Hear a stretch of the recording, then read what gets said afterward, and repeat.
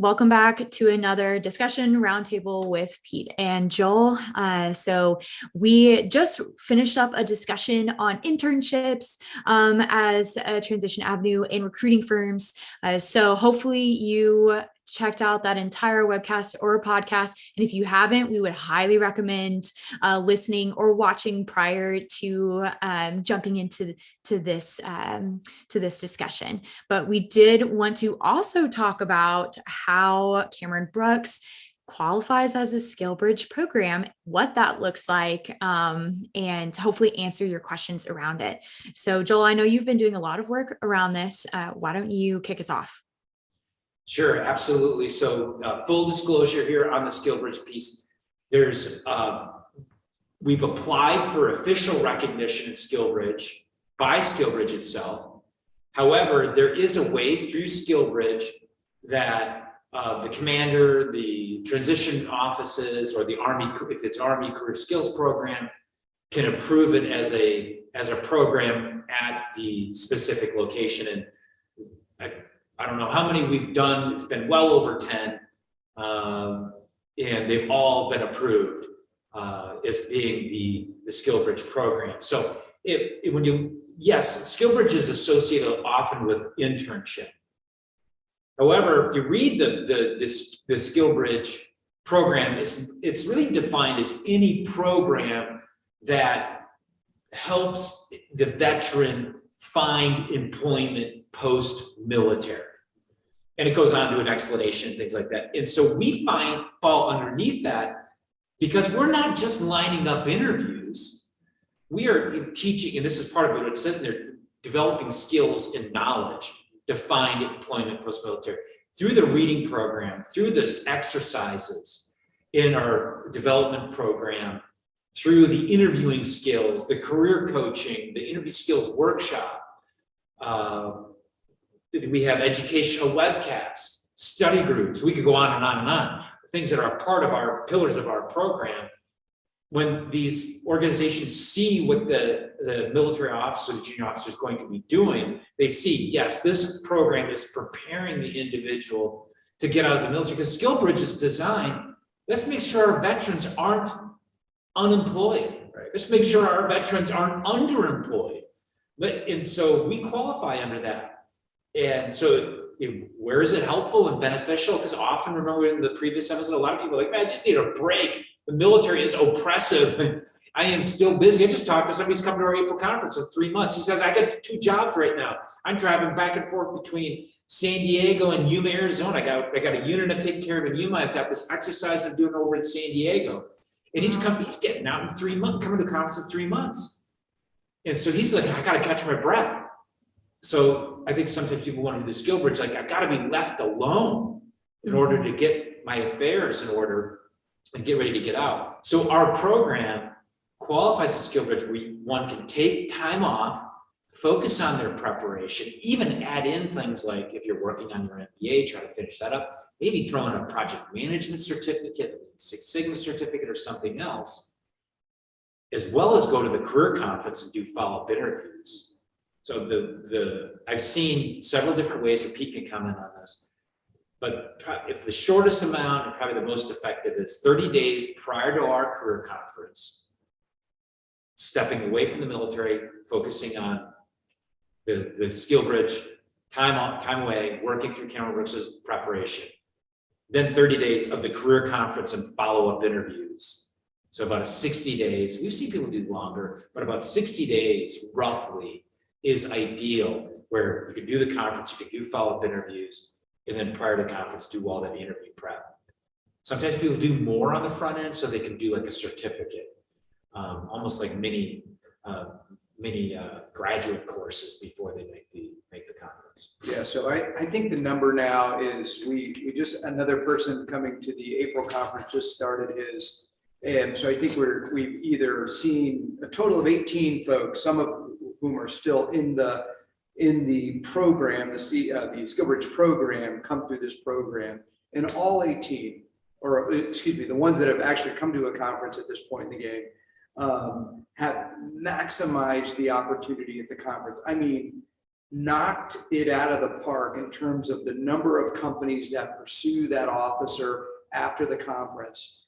And the primary reason why, at least in our experience, is their level of preparation is, in my mind, accelerated just because they've had the opportunity for the last 30, 45 days to solely focus on preparing to interview. And that's not just working through interview answers. Like Joel said, that's increasing knowledge in some specific directions. That's very active in study groups and preparation.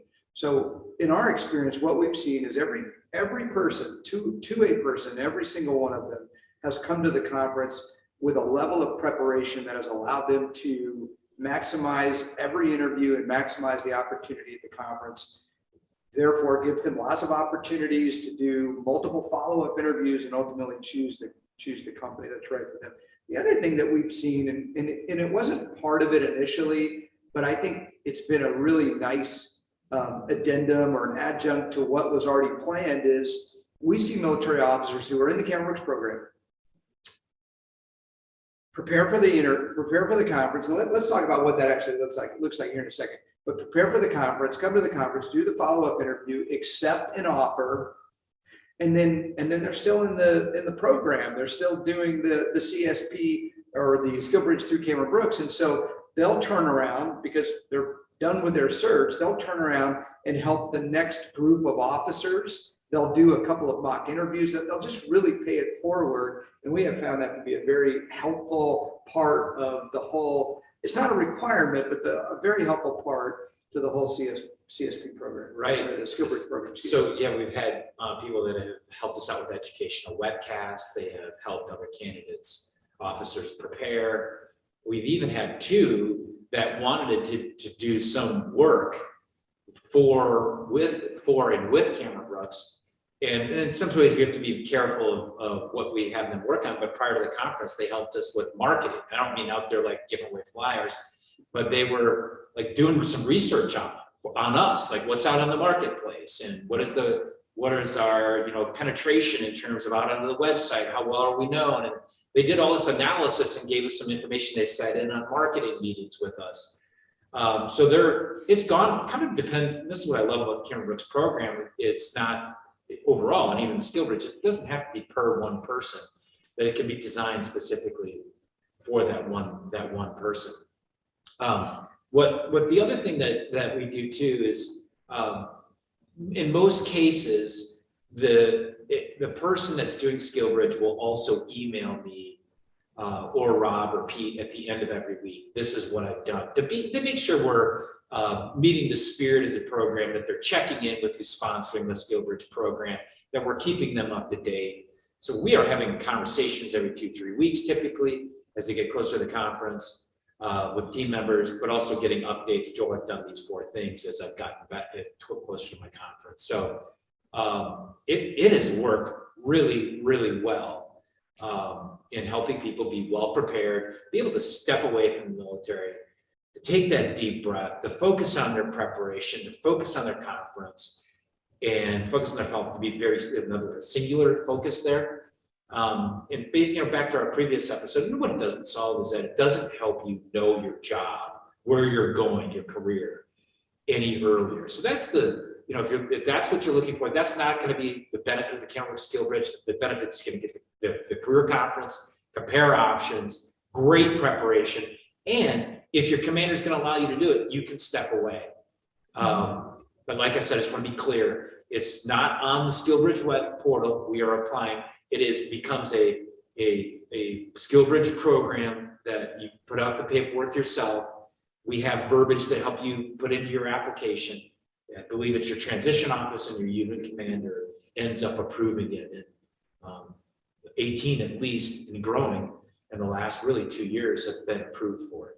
One of the things that we're early on, because as Joel mentioned a couple of times now, we are in the application process to be an approved Skillbridge program provider. And so this part is a little bit early, but the conversations that we've had thus far with Skillbridge coordinators at different bases has been extremely positive. Some of them don't even know who we are, what we exist, or that we exist, or the services that we provide, to include all of the coaching, all of the business and interview preparation, and then just the sheer number of interviews that officers participate in at the conference. And so we're very early in that part of the process, but we're making an effort to reach out to different Skillbridge coordinators across the 5 branches of the military to help them understand who we are, what we do, so that they can share with officers that are inquiring about doing some sort of program. Yeah, because those transitions offices, I mean, their pure goals, or their whole reason for existence is to make sure that the veteran is employed. Mhm. Not a big deal for the junior officer in the vast majority of cases. So the less they have to worry about people finding employment or any help that they can get, they love it. I was talking to the coordinator over at Fort Bragg, and when I told her what we did, she's like, that's amazing. Those are phenomenal statistics. Those are great numbers. Absolutely. And so I think we now have 2 or 3 people out of Fort Bragg that are doing the career skills program with us. And so this person, the people that are doing the check, obviously continuously checking in just normal through the program, but they're also sending us an email. And then we are communicating back with Fort Bragg that these people are doing these things. So yeah, we're not sure, and you may know this, Joel, how the transition office that's managing Skillbridge is actually measured, but I would assume that part of their metrics has to do with how many people go through the program, find a job. Mhm. And our batting average at this point is 100%. I don't expect it'll be anything less than that. And so I just assume that those program coordinators are excited about the opportunity, because to Joel's point, the officers that are participating with the Cameron CSP, Skillbridge program, I keep saying CSP, that is the Army specific Skillbridge component, but Skillbridge in general for all 5 services have been very successful. That's great. And so you mentioned that we have a number of officers in our program right now who are completing the Skillbridge and the Cameron Brooks program. Can you give us a sample for an officer who's curious of what, maybe a day-to-day would look like right. if you were to be interested in this? Right. From what I'll just speak to some of the emails that we get from a day-to-day. I think a lot of it has to do, they're usually engaged in a daily study group, maybe an hour, 90 minutes, something like that, of engaging with other officers in preparation. They're usually involved in some sort of certification programs. So Joel mentioned PMP, Lean Six Sigma, data analytics, or perhaps they're in a master's program. They were already in a master's program, so they're contributing time to furthering their master's in education. A lot of times, usually they're talking to one of us in a given week. So reading. Yeah, doing some reading. Lots of reading. Increasing their knowledge that way. But the bottom line is there's just a lot of margin, a lot of time to really, this is probably not super quantifiable, but to just like set themselves and set their mind on the future from a single-mindedness perspective. They're not, hey, I'm at work until 6 or 7 or 8 o'clock at night. Then I'm coming home and I'm trying to totally change gears in order to work on interview prep or jump into a study group. And tomorrow morning, I'm going to wake up and be fully focused on my military, which is what you should be, fully focused on the job at hand. Okay, now I'm going to come home and try to. So what we have found is it's just helped people center and focus on the activity that's right in front of them, which is preparing to interview and ultimately launch their business career. And Pete was really talking a lot about in terms of preparation up to the conference, but once you come to the career conference, for the conference at about 2 weeks afterwards, you will be, that will be just on interviewing with companies and doing preparation for those interviews. That's what you'll be busy researching, mock interviewing, prepping, doing the interviews themselves. And so that's why it has to be this way, but my encouragement of the model is something before the conference itself, and it's some time after the follow-up, then come off the Skillbridge program. Gotcha. And so if an officer were interested and wanted to learn a little bit more or initiate the application process, could you give our listeners insight into what that looked like or how to get started?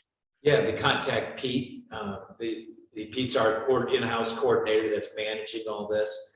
Ultimately, the paperwork will flow over to me, but Pete is our contact coordinator. So Pete, you want to just give it your contact information? Yeah, you can always contact me directly at my first name, Pete at Cameron-Brooks.com, Pete at Cameron-Brooks.com, or you can always call me or email or text me directly at 210-874-1519, 210-874-1519, and I'll put all my contact information in the show notes as well.